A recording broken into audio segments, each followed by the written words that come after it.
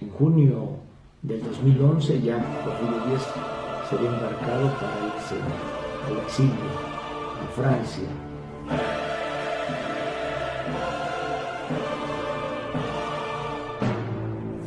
Hola a todas y a todos.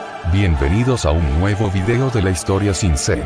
El día de hoy hablaremos de la época más afectada por la Secretaría de Educación Pública, la ignorancia y el analfabetismo en general. Como ya vieron en el título, hablaremos del Porfiriato. La época que divide a mucha gente, la época llena de mitos, con un lado bueno y uno malo. Comencemos. Antes debemos de revisar la biografía del general José de la Cruz Porfirio Díaz Morí, pues aunque no lo crean hay gente que ni sabe que fue general y peor, no saben que fue por su nombre que se le llama a esta época así o hay gente que solo lo conoce como el dictador, así que veamos. ¿Quién fue Porfirio Díaz?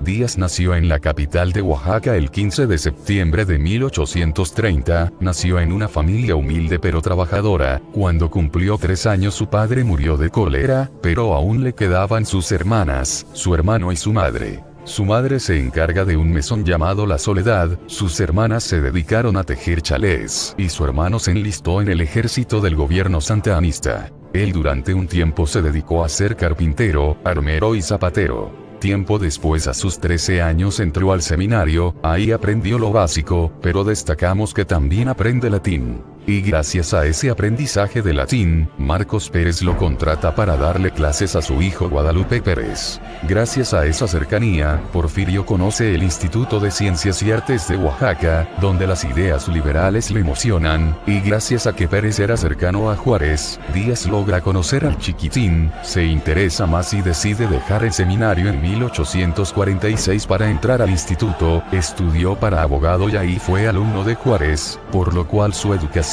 fue liberal. Fue buen estudiante, incluso fue maestro sustituto en ciertas ocasiones. Más tarde también se une a los masones, pero a pesar de unirse al rito yorquino, durante su gobierno demostró un completo desagrado por el vecino del norte, seguramente porque en la época en que nació le tocó ver la separación de Texas y la pérdida de la mitad del territorio, lo cual probablemente hizo que en él despertase el interés de ser soldado para defender el país, ya que incluso trata de alistarse en la guerra contra Estados Unidos. Incluso él dijo en algunas ocasiones una frase que decía: "Pobre México, tan lejos de Dios y tan cerca de los Estados Unidos".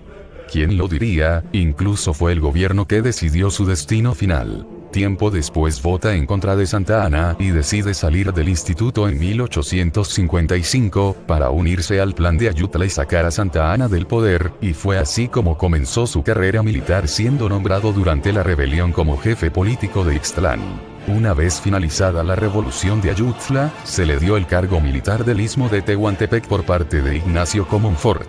En 1860 va a pelear contra los conservadores en la Guerra de Reforma. Como lo vimos en el video de la Guerra de Reforma, gracias a que él fue una pieza fundamental en la guerra contra la Segunda Intervención Francesa, se logró ganar la batalla del 5 de mayo de 1862. Al año siguiente, llegan más tropas francesas, tomaron varias ciudades y lograron instaurar el Segundo Imperio Mexicano. Durante este tiempo Díaz seguía luchando, 2 veces fue encarcelado y logra escapar en ambas ocasiones. La primera vez que se fuga, se dirigió con Juárez a pedir respaldo, una vez que se los dio, volvió a la batalla, mientras que Juárez huía de la guerra. En varias batallas como la Carbonera y la de Miahuatlán, demostró ser un brillante militar, pues las ganó con desventaja, ya que había más franceses con mejor armamento. Algo que aún no hemos mencionado es que Francia en ese tiempo fue considerado el mejor país del mundo, con el mejor ejército, y aún así con estas desventajas, gana estas batallas y logra reunir el armamento de los franceses para estar mejor equipado, ya que las armas de su ejército eran de mala calidad. Todo esto lo logró con su astucia y conocimiento del lugar. ¿Pero alguna vez oíste de él como héroe nacional del 2 de abril? Probablemente no, pues con la Revolución Mexicana y la creación de la SEP, se ha tratado de borrar o de tomar esta fecha como solo un día de batalla sin importancia. Pero aquí no es la SEP, aquí sí te vamos a hablar de esta fecha.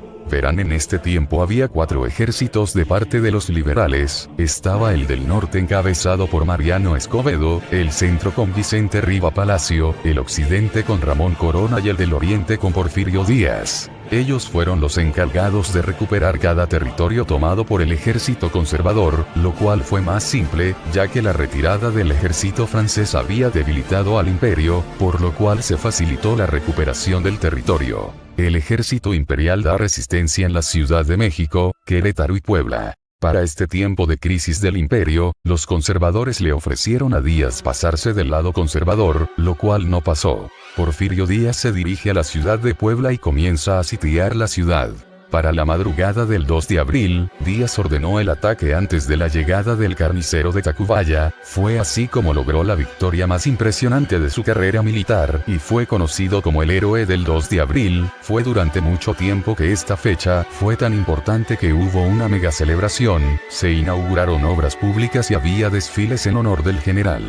Una vez recuperada Puebla, fue a enfrentar al carnicero de Tacubaya, el cual escapó dejando al ejército a manos de las tropas de Díaz. Después es mandado a recuperar la Ciudad de México. Incluso el Chiquitín de Juárez lo alabó por su hazaña y sus acciones e incluso se planeaba erigir un monumento en su honor, cosa que nunca pasó.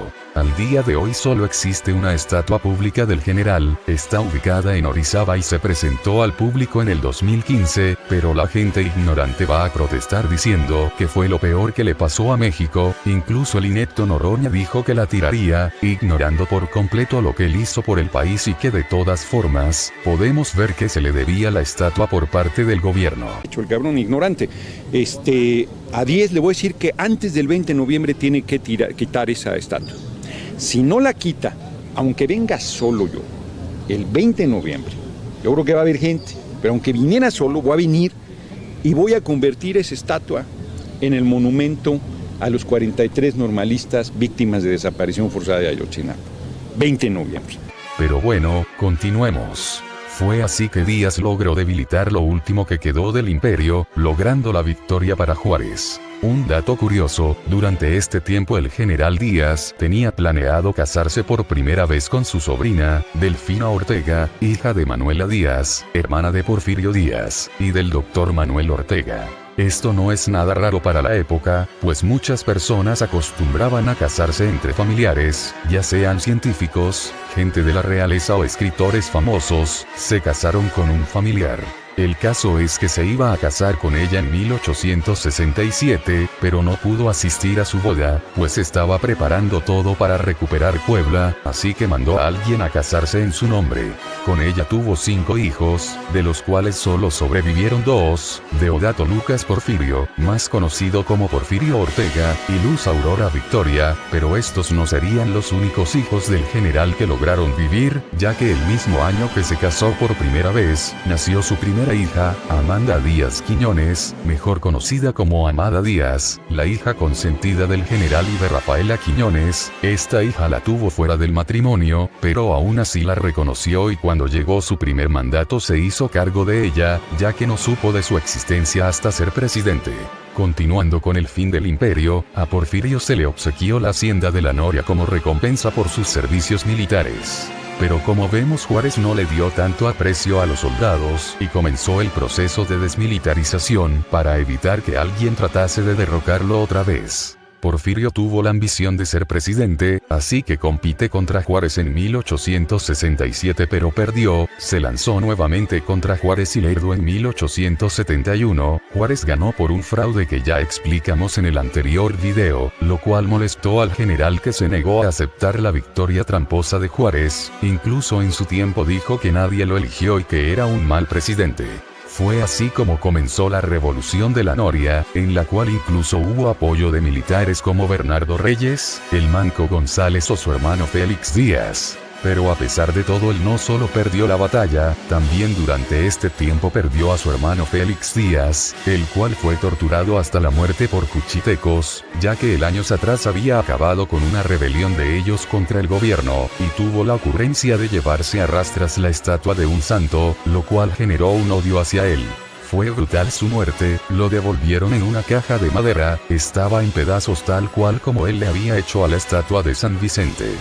Porfirio decidió adoptar como su hijo a su sobrino Félix Díaz Prieto. Esto probablemente marcó al general Díaz, el cual decidió en su gobierno no ser anticlerical como Juárez, Lerdo o su hermano. La fortuna llegó y Juárez muere en 1872, llega Lerdo como interino, compite contra Díaz y gana Lerdo. Díaz, cansado, decide retirarse, y se dedica al cultivo de caña. Para 1876, se levantó en armas contra la reelección de Lerdo con el Plan de Tuxtepec. Durante una batalla en Icamole, parecía que volvería a perder la guerra, ya que perdió muchos hombres. Al no encontrar forma de ganar, decide retirarse entre lágrimas, y de ahí viene el apodo del Llorón de Icamole por parte de Lerdo, pero nadie dice que Lerdo también se puso a chillar cuando llegó a Nueva York. Esta vez logró la victoria y volvió a competir en 1877 para presidente, esta vez ganó y se convirtió en presidente constitucional de la República. Ahora, si han visto o si saben mucho de historia, sabrán que durante toda la historia de México hubo golpes de Estado, era algo común para la época, no como lo dice Noroña, que es la peor forma de entrar al poder. En fin, durante su primer mandato prometió que el ataque al pueblo que practicará una religión, ya no sería perseguido y que sería flexible con las leyes de reforma, y lo cumplió. Eso le ganó el apoyo conservador y gracias a estas medidas, logró que tanto conservadores como liberales quedaran conformes, dejando las peleas entre ellos y reanudando relaciones con el Vaticano. Comenzaba el proceso de paz, pero para eso había que acabar con la competencia, y aunque pudo mandarlos a matar, prefirió atraerlos con recompensas para unirse a su régimen. Con el apoyo militar y con el fin de batallas entre conservadores y liberales, México comenzó a tener la paz necesaria para que hubiera inversión extranjera y comenzara el desarrollo industrial, reactivando la minería, habría industrias textiles y habría más desarrollo de las vías ferroviarias, que para ese tiempo era el símbolo del progreso en todo el mundo, y por supuesto, con todo esto generó oportunidades de trabajo. Ahora vamos a hablar de un mito, el favorito de los maestros de la SEP, para seguir manteniendo a Díaz con ese título de malvado, la frase con la que muchos lo recuerdan. Verán, en el año de 1879 Porfirio recibió la noticia de que lerdistas ya tenían un movimiento para que Lerdo retomara el poder. Fue así como le mandó un telegrama al gobernador de Veracruz, lugar donde se alzarían las armas contra el gobierno. Esto preocupó a Porfirio, no solo el levantamiento en sí, sino porque actuó como padre, ya que su hijo Porfirio Ortega se encontraba ahí. Así que mandó un telegrama a Luis Mier y Terán, donde se le ordenó fusilarlos para que no lograsen su cometido. Supuestamente lo que decía el telegrama al descifrarlo era la frase "mátalos en caliente". Esto no es verdad, si bien Díaz se ordenó reprimir a los lerdistas, jamás estuvo escrito esto, esa fue la interpretación de los periodistas. Si bien mandarlos a matar fue incorrecto como gobernante, estaba al lado de que si no los detenía, algo pudo pasarle a su hijo, y ya vimos que la mayoría de sus hijos no sobrevivieron mucho, lo cual seguramente lo alentó a tomar la decisión de actuar como padre y defender a su hijo a costa de todo. Pero conveniente, la SEP solo te dice que había sospechas de un levantamiento, no que ya era algo oficial, y se oculta lo de su hijo, deshumanizando más al personaje. Otro dato importante es que Estados Unidos no reconoció su gobierno, ya que quiso sacar provecho, pero gracias a que Díaz logró pagar la deuda y a otros detalles, pudo librarse del vecino del norte, lo tuvo como aliado, pero ya no era el más poderoso en México. Y con esto logró pagar otras deudas, y si bien tiempo después sí pidió nuevos préstamos, se lograron pagar, así que no le crean al chairo que dice que Porfirio nos dejó una herencia en deuda externa, pues fue el único presidente que logró pagar las deudas, y dejando al país sin ninguna deuda externa. Ya para 1880, Díaz cumple su promesa de seguir la ley y deja la presidencia. Fue así como su compadre Manuel González tomó la presidencia. El Manco González fue un militar que participó en la segunda intervención francesa, de hecho en la batalla del 2 de abril perdió su brazo. Una vez que llegó al poder, su compadre Díaz trató de meter mano en su gobierno, aunque claro, no significa que este sea un gobierno de Díaz, ya que es este gobierno lo que se toma como otro mandato de Porfirio, y de ahí la ignorancia que dice que Díaz estuvo 34 años en el poder, cuando solo fueron 31, y de que el porfiriato es de 1877 a 1911. ¿Cuál época es también así? La de Porfirio Díaz, 34 años. De hecho, Díaz estaba de gobernador en Oaxaca, ahí continuó con el progreso de su pueblo. En fin, González continúa con el progreso que había comenzado Díaz, el impulso del ferrocarril, el telégrafo, etc. Pero tuvo el error de cambiar la moneda de plata por una de níquel. Actualmente las monedas tienen un valor fiduciario, o sea que confías en que vale su denominación. En esa época esto no se conocía, y la moneda valía y se respaldaba a sí misma por su valor en plata y el níquel no valía nada. Eso enfureció mucho a la población, pues la moneda no valía nada, incluso los asaltantes al ver que llevaban estas monedas, dejaban ir a las víctimas. Todo mundo fue a protestar afuera de Palacio Nacional para obligarlo a poner en circulación la moneda de plata nuevamente. Ese error le costó la reputación, y fue así como la gente volteó los ojos nuevamente al general Díaz. Y ya se tenía planeado la reelección en periodos alternados. Pero una vez que Díaz llega al poder nuevamente, hizo una modificación para eliminar esto y así ser presidente en periodos continuos. Un dato importante es que durante el gobierno de González, Díaz pierde a su esposa. Al año siguiente se casó con Carmen Romero Rubio, hija de un lerdista, Manuel Romero Rubio, el cual había vuelto a México, dejando a Tejada ahí en Nueva York. Fue un matrimonio para conciliarse con los lerdistas y con la iglesia. Se le decía Carmelita y ella tuvo cierta influencia en Díaz, pues para empezar su padre Manuel fue la mano derecha de Porfirio, es decir que también ayudó en las decisiones del gobierno e incluso a elegir gabinete.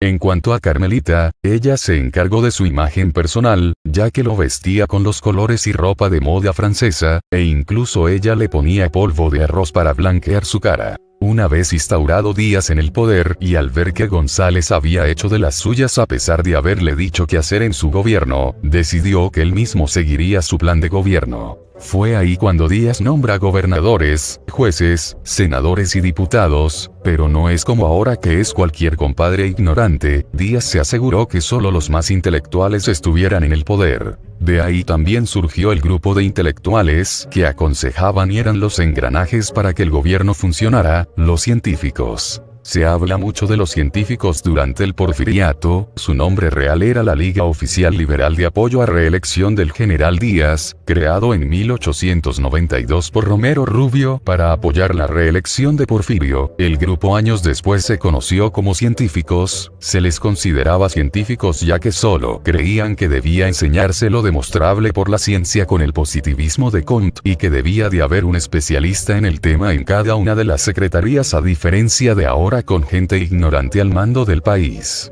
La mayoría se dedicaba a la economía o al derecho. Además de Limantur también estaba Justo Sierra, Emilio Rabasa y Ramón Corral. El sector más conservador del porfiriato los nombró los judíos de México, debido a que según los opositores a ellos solo les interesaba el dinero y poder vender a México al extranjero, lo cual no es muy acertado ya que el único de origen judío era Limantur. Este grupo tuvo conflictos entre ellos, pues Díaz no quería que se aliaran y terminaran siendo el grupo que acabara con su gobierno, así que inventó cosas para enemistarlos y solo se dedicarán a lo suyo. Hubo muchos científicos, muchos renunciaron o murieron. El último cuerpo de científicos estaba formado por Justino Fernández, secretario de Justicia, Manuel González Cosío, ministro de Guerra y Marina, Ramón Corral, secretario de Gobernación y vicepresidente, José Yves Limantur, ministro de Hacienda y Crédito Público, Enrique Krill se encargó de las relaciones exteriores, Justo Sierra de la Instrucción Pública y de las Bellas Artes, y Leandro Fernández en Comunicaciones y Obras Públicas. A continuación hablaremos de la labor de los científicos más destacados, cuyo trabajo marcó el porfiriato.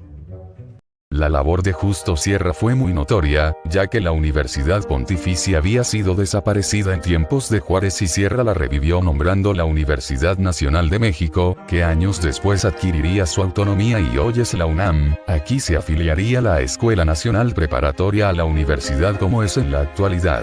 José Yves Limantur o Pepe Limantur para amigos, fue el sucesor de ministro de Hacienda Matías Romero. Él se convirtió a la muerte de Manuel Rubio en la mano derecha de don Porfirio. Él fue hijo de padres franceses y por todos sus logros Díaz lo llegó a ver como sucesor, solo que él no accedió. Logró algo que a día de hoy es casi imposible, pues gracias a sus acciones el peso logró valer exactamente lo mismo que el dólar. ¿Y cómo lo logró? gracias a las inversiones extranjeras se dio un enorme crecimiento económico en el país, logró que se diera un superávit en el cual hubo más ganancia que pérdida económica por primera vez en México, metió algunos impuestos, no tan altos para no afectar a los precios de productos, quitó las alcábalas, gracias a él se expropió el ferrocarril en 1898 y gracias a todo esto, los precios no variaban de año con año. Ejemplo, un huevo costaba 1 centavo si durante el porfiriato sea el año que fuera, el huevo seguía a 1 centavo. Incluso logramos estar mejor que el dólar por 3 centavos. En este momento ponemos en su pantalla el precio de la canasta básica, porque esto es fundamental para entender el problema con lo que enseñan en las escuelas públicas respecto a la economía del porfiriato. Siempre se le ataca diciendo que aunque el peso estuviera a la par del dólar, la gente no ganaba lo suficiente. La verdad es más compleja, ya que como en todo trabajo existen algunos que pagan más y otros que pagan menos. Vámonos al caso de un campesino de una hacienda. Es importante dejar claro que no existía el concepto de salario mínimo y en promedio uno de estos trabajadores ganaba 5 pesos al día en una jornada de 10 a 11 horas, lo cual es algo muy parecido al salario mínimo actual. Solo les alcanzaba con eso para alimentarse a ellos y su familia, lo básico, pero la verdad es que a la fecha sigue siendo exactamente igual, no ha cambiado nada en ese sentido, a un campesino le sigue alcanzando exactamente lo mismo o para menos. La situación económica desde 2020 en México es incluso peor. Lo único que se ha mejorado en el sentido del trabajo ha sido la jornada laboral y es todo, porque sigues ganando miseria si te alcanza para menos cada día. Claro, hubo algunas partes donde existía la tienda de raya, pero no fue en todas las haciendas, y a pesar de tener estas, no los mataban de hambre, ya que para el trabajo era necesario que tuvieran al menos algo pequeño en el estómago para el duro esfuerzo del campo. En cuanto a ministros de guerra, hubo varios como el general Hinojosa, el cual renuncia por su salud. Él comenzó con la inclusión del cuerpo de rurales para combatir el crimen, ya que los criminales sabían de la zona y de las estrategias que tenían los asaltantes. Esos fueron los rurales, una policía improvisada de criminales que según se dice primero disparaban y luego preguntaban. También destacó el general Bernardo Reyes, que desarrolló la creación de la segunda reserva del ejército, corrigió al ejército, acabó con la corrupción y pone orden en el país. Porfirio sabía que él era el único que podía poner orden, en especial por su progreso como gobernador en Nuevo León. Pero al final tuvo que dimitir de su cargo ya que los científicos no lo veían bien. Bernardo fue al igual que Pepe Limantur visto como un sucesor de Porfirio Díaz. Era muy popular entre el pueblo, incluso él trató de ser vicepresidente, pero perdió contra Ramón Corral. Tiempo después Porfirio lo mandó al exilio por la culpa de los científicos, de una manera disfrazada al decir que se fuera a revisar tropas en Europa, un grave error que molestó a la gente y de no haberse cometido, posiblemente se hubiera evitado la llegada de estos asquerosos, que a día de hoy el presidente llama héroes. Pero bueno, eso lo veremos en el siguiente video. Había regresado la vicepresidencia en 1904, año en el cual por primera vez el periodo presidencial en vez de ser de 4 sería de 6 años. Esta vez para la vicepresidencia se tenía que ser alguien del mismo partido. Se pensó en 2 opciones, Bernardo Reyes o Pepe Limantur, pero la sorpresa fue que el elegido fue Ramón Corral.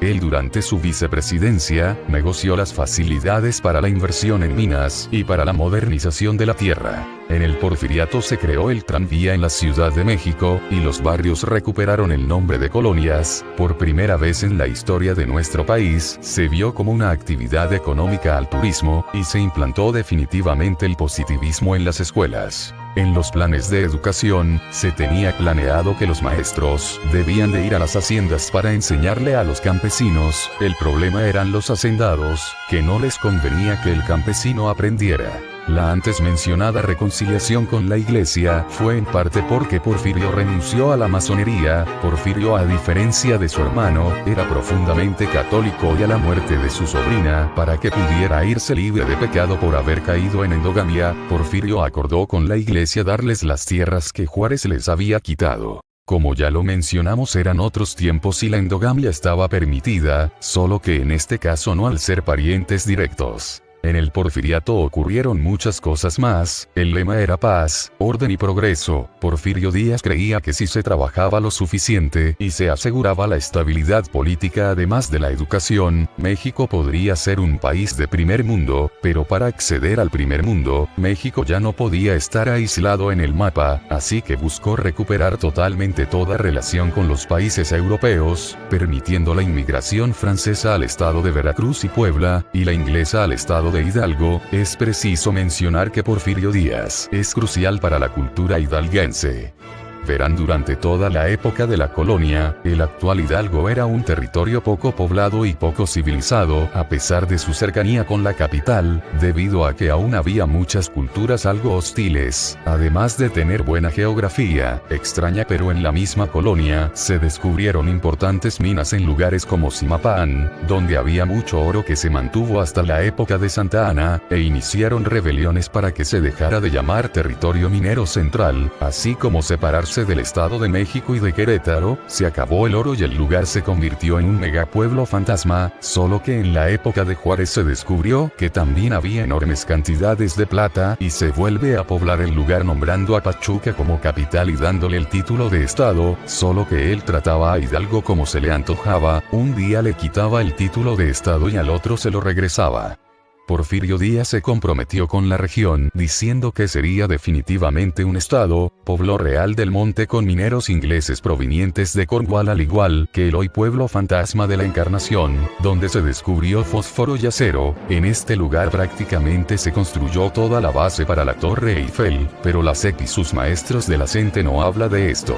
Durante el Porfiriato inició una de las industrias, la cual a la fecha es pilar de la economía nacional. En Orizaba, una ciudad afrancesada, se creó la compañía de cerveza Moctezuma. Porfirio Díaz también fue crucial en Monterrey, Nuevo León, ya que sin el afán de ofender, Monterrey era un muy pequeño poblado en medio de la nada, habitado principalmente por personas con capital, que salían de sus lugares de origen por distintos motivos, y tuvo un lugar en el mapa hasta que Juárez se escondió ahí y Vidaurri lo atacó. En el Porfiriato se crearon nuevas compañías de acero y fundidoras, se crean cementeras y se crea otra compañía cervecera, Carta Blanca. El desarrollo económico también trajo un desarrollo cultural y deportivo. Se abrió el Museo de Geología, entre muchos otros, se descubrieron ruinas arqueológicas, se creó una red de telégrafo nacional y se crearon los primeros 2 equipos de fútbol en México, que dejaron una fuerte derrama económica.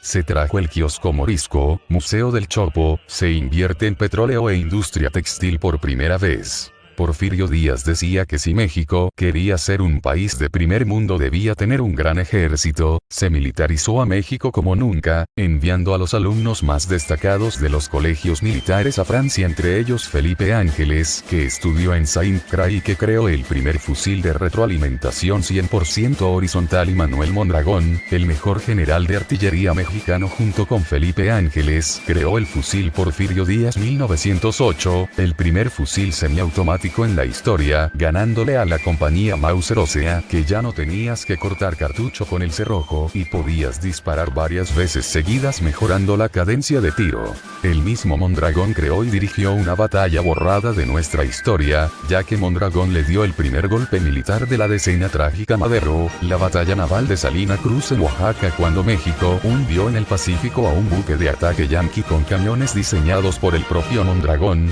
ya que Estados Unidos había recuperado el interés por el Istmo de Tehuantepec junto con otras reclamaciones territoriales. Aquí Porfirio Díaz prohibió a extranjeros la compra de terrenos en ubicación estratégica. Porfirio decidió copiar el modelo militar austrohúngaro y francés, dejando a un lado el estadounidense. Este episodio está completamente borrado de nuestra historia al haber ocurrido durante el Porfiriato. También comenzó la inclusión de la mujer en escuelas y trabajos. Incluso hay anécdotas de profesores que no querían permitir que las mujeres estudiaran y había burlas hacia ellas. Un ejemplo muy grande es el de Matilde Montoya, que fue la primera doctora en México. Los profesores no querían que ella hiciera el examen para estudiar medicina, pero una carta al presidente cambió todo y los obligó a aplicárselo. También estuvo el caso de María Sandoval de Zarco, quien fue la primera abogada del país. Incluso su examen profesional fue capturado por la prensa. Se impulsaron las artes musicales. Ya tiempo atrás hubo un pequeño desarrollo en esta parte, pues ya habían composiciones como la Marcha Zaragoza, Dios nunca muere de Macedonio Alcalá, y por el gobierno de González aparece Cielito Lindo, compuesta por Quirino Mendoza. Pero fue en esta época donde hubo más desarrollo de esta. Había ópera, el vals, la polka, marchas militares y mazurcas. Ejemplos de compositores mexicanos eran Ricardo Castro, un pianista que compuso valses como El Capricho, o Valentino Rosas, violinista que compuso valses que sonaban franceses. Tal es el caso de Carmen, vals dedicado a Carmen Romero Rubio, la primera dama, o de su vals más famoso, Sobre las olas, el cual fue interpretado en varias partes del mundo y se pensó que era proveniente de Francia y no de México. También aparecen marchas como la de Zacatecas con la Marcha Porfirio Díaz, compuestas por Genaro Codina. Se reinstaura el himno nacional de Bocanegra y Nuno en 1901. En el festejo del aniversario número 50 del himno, se invitó a Jaime Nuno a dirigir la interpretación. En este tiempo también se cortaron partes del himno, quedando como el actual. También hubo un interés por progresar en modas, así que decidió imponer la moda europea. Esto lo hizo mediante decretos. Uno de ellos prohibió el calzón de manta para cambiar por pantalón y camisa, y aquel que no cumpliera tendría que pagar una multa de $1 o 8 días de cárcel con servicio comunitario. Todo esto se daba para dar la imagen de que México se estaba civilizando, que había moralidad, cultura y progreso. La moda europea era de zapatos, sombrero, traje en diferentes formas según el evento, y los bastones en el caso de los hombres. En el caso de mujeres eran vestidos, zapatillas, sombrillas y un sombrero que, dependiendo del adorno de flores, era la posición social de la mujer. Todo esto favoreció a la empresa textilera, generando trabajos en esta y mejorando la economía. Ahora vamos a detenernos un momento para contar sobre una anécdota acerca de las elecciones. ¿Reconoces a este señor? Su nombre fue Nicolás Zúñiga y Miranda. Él quiso ser presidente de México, pero llamó la atención de una manera peculiar. Pues una vez dijo haber inventado una máquina que predecía sismos, lo cual no es verdad y con eso asustó a mucha gente. Cuando no pasó nada, la gente pedía a gritos meterlo a la cárcel, pero también se ganó algo de popularidad. Fue así que compitió contra Porfirio Díaz 5 veces, en todas perdió. ¿Quién le haría caso a alguien que le mintió a todo el mundo con tal broma? Incluso había gente que decía que su lema 2 huevos por 1 centavo, iba a hacer lo contrario, o sea 1 huevo por 2 centavos. Hubo burlas hacia él, se le llamó el presidente del pueblo o el candidato perpetuo. Ahora lo curioso de él, es que siempre demandó fraude, no solo con don Porfirio en las 5 ocasiones, también contra Carranza, Obregón y Calles.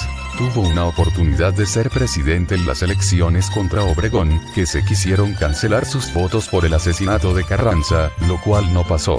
Un personaje simpático de la época, pues este siempre decía que el pueblo lo había elegido, y por eso se declaró a sí mismo como presidente legítimo. Fue el primero en hacerlo, luego hubo otros más como Vasconcelos o el AMLoco. Los gobiernos solo lo consideraban un loco sin importancia.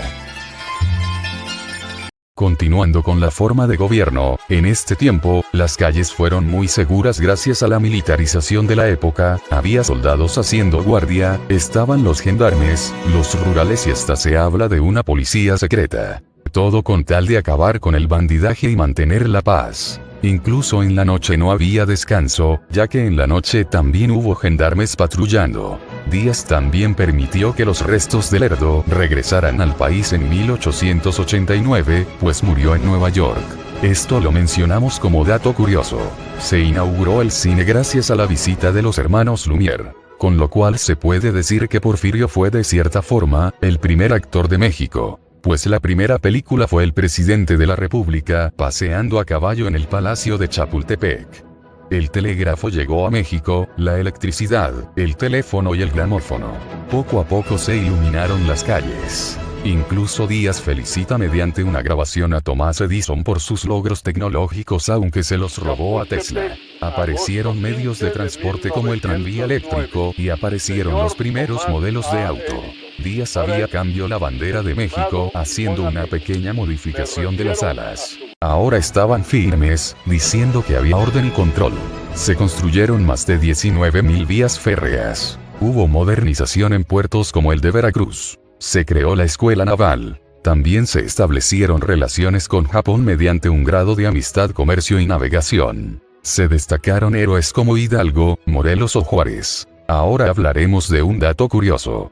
Es muy irónico que Juárez haya sido considerado héroe por Díaz. Pero ¿saben qué es lo más curioso? A día de hoy existe el culto a Juárez, todo gracias a Porfirio Díaz. Esto se debe a que tuvo que contentar a los últimos juristas, lo cual hizo mediante la edificación del hemiciclo a Juárez. Pero Díaz aún le tenía rencor a Juárez, por eso si uno se fija bien a la estatua, se ve a un Juárez débil y cansado. En cuanto a la arquitectura, se decidió usar el modelo Art Nouveau para la arquitectura de diferentes edificios. Ejemplos como el Teatro Nacional, hoy Palacio de Bellas Artes, casas de la Colonia Roma, fachadas, interiores de casas o el excentro mercantil. Los edificios tenían ese estilo francés, debido a que se quería tener lo mejor en México, y como ya lo dijimos, Francia fue el mejor país en aquel tiempo, así que no era sorpresa querer imitar el modelo del país europeo. También se construyeron casas en la Colonia Guerrero para obreros. Creó el Palacio de Comunicación y Obras Públicas, Palacio Postal, el de Ayuntamiento, construyeron la cárcel de San Luis Potosí y la de Lecumberri. Se construyó el Hospital General de México. Se inauguran teatros como Teatro Juárez, de La Paz, Alcalá, el de La Paz o el de Calderón. Díaz decidió, a diferencia de Juárez, reclamar la isla de la Pasión, la isla Clipperton. Para esto mandó soldados con sus familiares a poblar el lugar. Mandaba lo necesario para sobrevivir y con eso también llegó el progreso a este lugar, llegando a tener incluso un mini ferrocarril. Durante el Porfiriato hubieron huelgas en las cuales se pidieron mejores condiciones laborales y aumentos de salarios, entre ellas se destaca mucho las de Cananea y Río Blanco. Pero ¿por qué Díaz no apoyó al ciudadano? Se tienen muchas teorías. Desde siempre esta fue la excusa para decir que Díaz prefería al extranjero que a México, pero si lo pensamos bien, el haber apoyado las huelgas y enfrentarse el extranjero lo hubiera puesto como un héroe, esto también traería consecuencias. Es una cosa de dos caras en dos diferentes situaciones. Por un lado, si se daba el apoyo a las huelgas, se hubiera logrado una mejora laboral que no se tenía en el mundo y le hubiera ganado más allegados. Pero por otro lado, el extranjero fue traído para invertir y mejorar la economía de México, y con ello llegó la industria. Entonces, si apoyas las huelgas, subes salarios y les quitas privilegios a patrones, ¿qué va a pasar? Sencillo, todo mundo se alza en huelga para mejores condiciones laborales y por aumentos, lo cual hace que el extranjero prefiera irse, llevándose toda la industria y los trabajos, generando una gran cantidad de desempleo y pobreza extrema. Entonces, ¿Díaz estuvo bien al reprimir las huelgas a punta de pistola?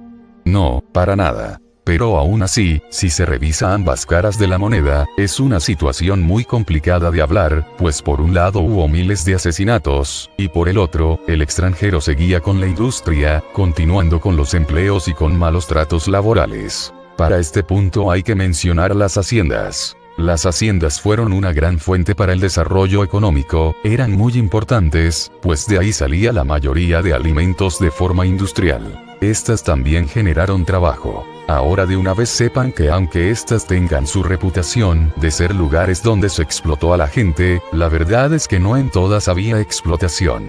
Sí hubo rigidez en cuanto a trabajos, pero aún así, no todos los hacendados extranjeros o mexicanos eran unos dementes asesinos. Esto se generalizó por ciertas haciendas. Pero el gran problema de estas fue la tienda de raya. Estas esclavizaban a la gente, ya que de paga se daban monedas que solo se canjeaban en la hacienda o con simples pedazos de papel que decían lo que se te daba en la tienda de raya. El problema es que era tan caro tal producto, o el vale que te daban no era suficiente para ti y tu familia, así que se recurrió a préstamos, en los cuales no te podías ir de la hacienda si tenías deuda en la tienda. Obviamente Díaz no pudo hacer mucho, pues la hacienda era fundamental para los alimentos. Incluso trató de mandar profesores a estas para que los trabajadores tuvieran educación, pero los hacendados no les permitieron el paso. Bien, hablemos de la educación. Si bien Díaz intentó garantizar educación en todo el país, porque existe la cifra de un 80% de analfabetismo en la época, Hay muchos factores. El primero, si han visto los videos anteriores, sabrán que no muchas veces se llegó a hacer algo por la educación.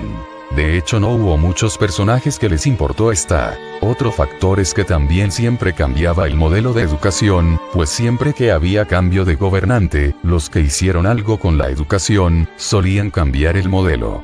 Por lo cual, en el país también hubo cambios en el modelo educativo, haciendo que prácticamente hubiera que empezar desde cero. También estaba el factor de que mucha población no pudo acceder como en algunas haciendas. Y también estaba el hecho de que muchas familias mandaron a los niños a trabajar, pues el sueldo de los padres no era suficiente, por lo cual no pudieron asistir a la escuela por ir a trabajar. Durante esta época, la escuela pública era igual de buena que la privada, pues Díaz quería que todo el país aprendiera para también salir adelante por su propia cuenta, pero claro, estaban los detalles antes mencionados que se interfirieron en los planes de Porfirio. Ahora se ha dicho que 1 de cada 2 niños moría antes del año de edad en esta época. Algo muy obvio que pasaría, pues la medicina moderna apenas estaba llegando a México. Esto pasaba principalmente en zonas rurales, pues los hospitales y los doctores apenas empezaban a desarrollar en grande, y era algo que también estaba más presente en el pasado sumado a las enfermedades genéticas por la endogamia en las rancherías.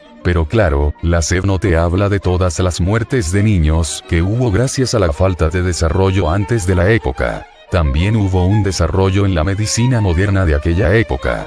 Destacaron médicos cuyos nombres ahora son nombres de calles en la colonia Doctores.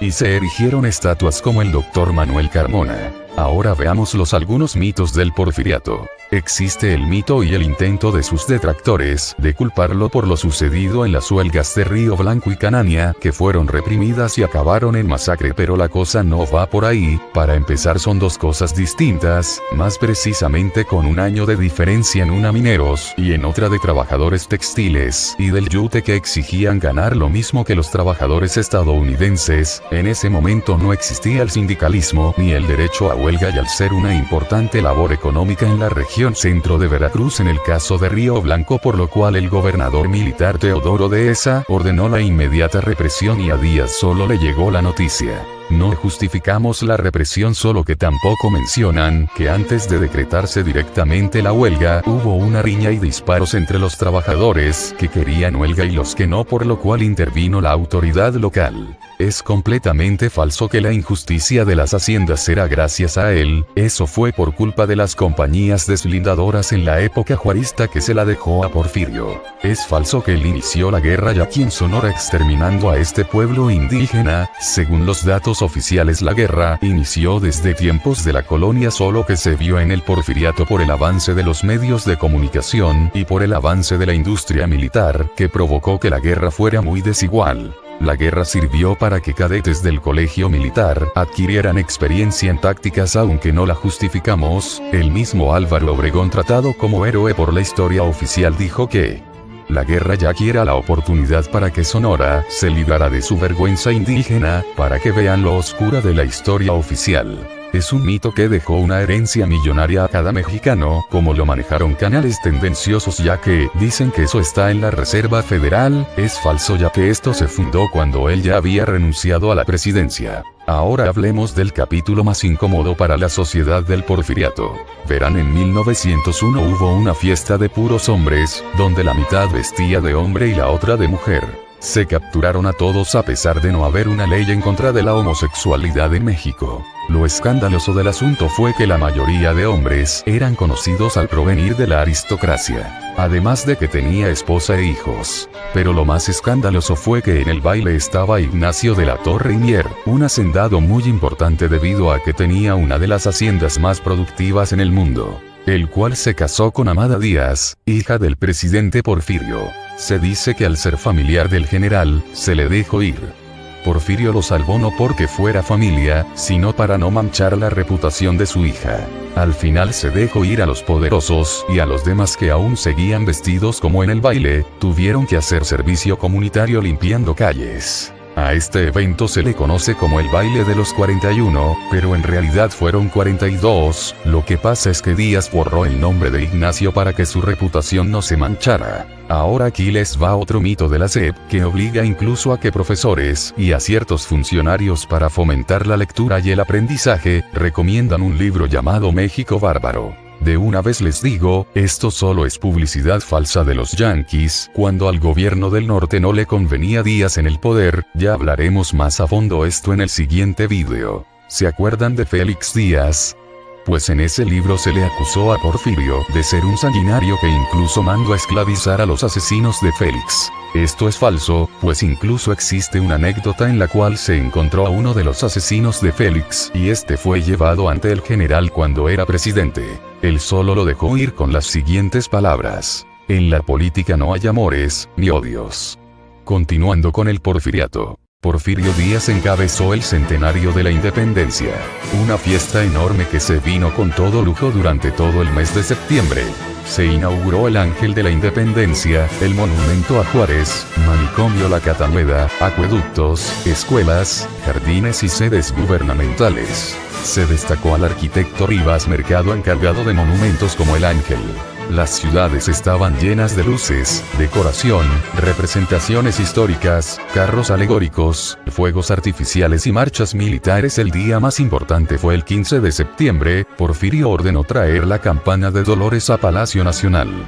Y a las 11 de la noche se dio el grito de independencia entre música, luces y fuegos artificiales. 30 naciones fueron a presenciar los festejos, cada uno traía obsequios o devolvió algo que le pertenecía a México, un ejemplo como las llaves de la ciudad de Puebla, que los franceses se adueñaron de ellas en la intervención francesa, el uniforme de Morelos de parte de España, 2 relojes, la estatua de Humboldt de parte de los germanos, entre otros. Toda esta fiesta fue para mostrarle al mundo que México tenía todo para ser de primer mundo, de ser un país atrasado se convertía en uno moderno, mostrar que ya no era conflictivo y que se había civilizado el país. Todo para mostrar que en México había progreso. La Cruz Roja Mexicana se fundó durante el Porfiriato en 1910 como parte de los festejos del centenario para principalmente darle un apoyo médico al ejército y con ello se abrieron un sinfín de hospitales que seguirían el ya mencionado positivismo de Comte. La Secretaría de Educación Pública siempre nos ha presentado a Díaz como un dictador represor, pero no es del todo así ya que logró que se le permitiera a las mujeres por primera vez en la historia de México poder estudiar medicina y no solo enfermería.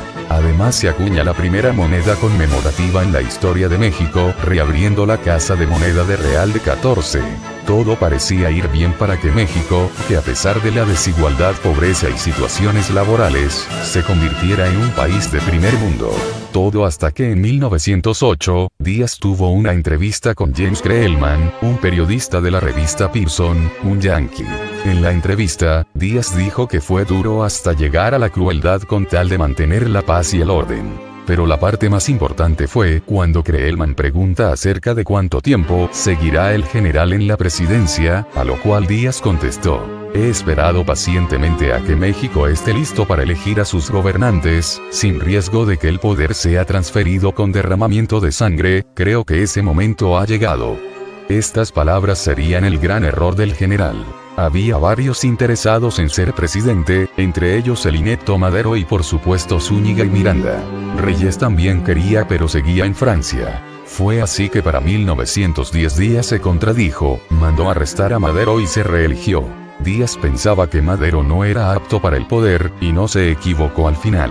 Fue así que cometió el error que marcaría el fin de una era. Esto provocó que Madero, junto con el apoyo de bandidos, sea un Doroteo Arango o los amigos hacendados y con el apoyo de los yanquis, se generaron revueltas que lograron vencer al ejército federal. Díaz no le quedó de otra, la mayoría de científicos había renunciado, se había dado cuenta que ya no era tan fuerte, tenía algo de sordera e incluso un problema de muelas. El más leal que quedó al final fue Limantur, el cual también aconsejó renunciar antes de que la cosa se pusiera peor. Fue así como el 25 de mayo de 1911, Porfirio Díaz renuncia a la presidencia. Mando su renuncia en la cual podemos saber un poco más acerca de cómo era el personaje. Así fue como subió al ferrocarril entre aplausos de la gente que aún estaba con él, felicitándolo por renunciar antes de que se siguiera derramando sangre o se perdiera el progreso de esta etapa. Durante el traslado en tren a Veracruz, hubo un atentado, en el cual Victoriano Huerta, encargado de escoltar al general rumbo al exilio, reprimió a los bandidos, los cuales no sabían que Díaz estaba ahí, solo querían asaltar el tren.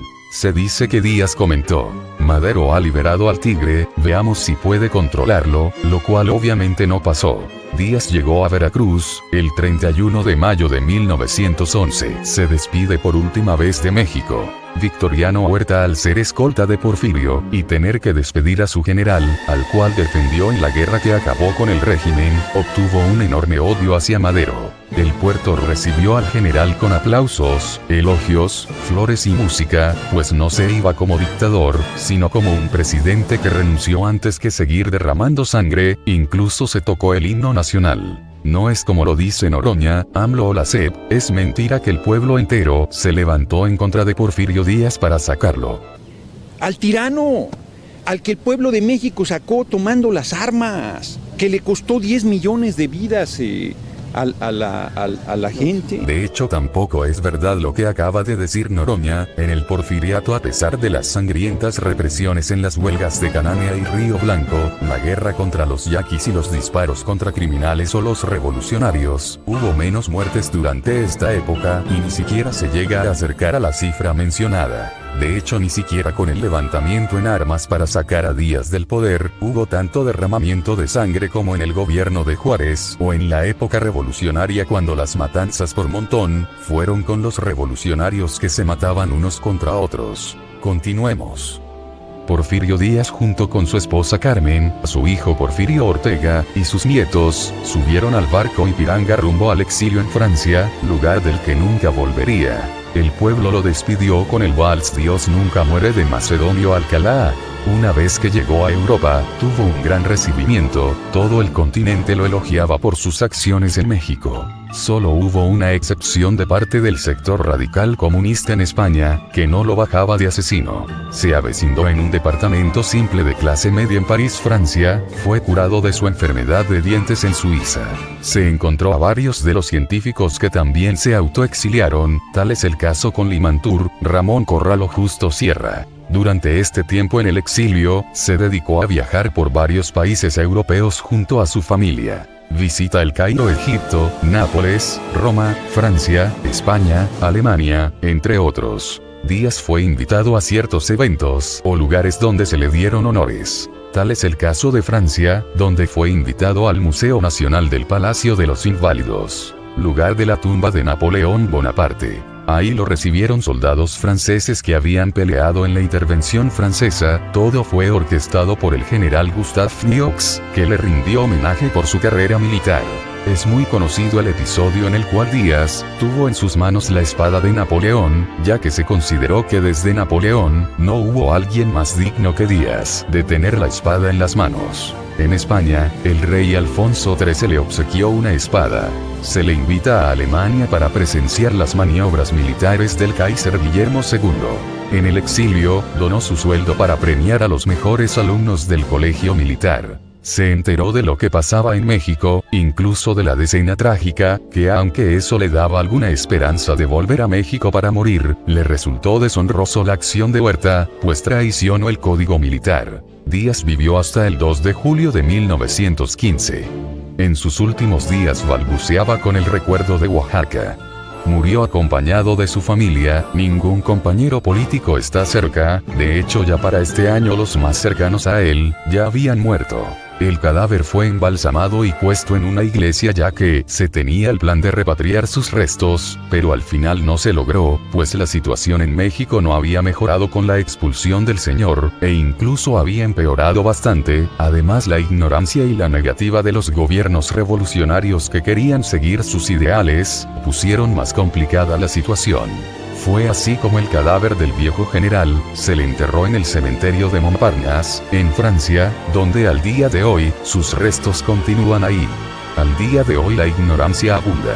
Tachan al porfiriato como una época oscura, terrible, con un tirano que odió al país. Incluso existe la leyenda que en una versión primeriza del libro de la SEP, que decía que todos los monumentos, todo lo bueno del porfiriato, fue gracias a la revolución y pasó en la revolución. No se sabe si esto es realmente verdad, pero de ser así, no se sorprendan, pues la revolución fue hecha a base de un chaparro que quería ser presidente. Los gobiernos posteriores justificaron actos peores, diciendo que el porfiriato era peor que ahora. Ahora hablemos de un dato importante. Cuando se te habla del porfiriato se te dice que hubo progreso, y claro, no falta el intelectual que dice, en todo el mundo había progreso por la revolución industrial. Es cierto, sí, pero no te dicen que hubo dos revoluciones industriales, y que cuando Díaz llegó al poder, no había llegado a país ni una sola revolución industrial, si acaso algunos toques pero no una completa como en Inglaterra. Es curioso que te dicen eso pero no te dicen que la primera fue en 1760 a 1840.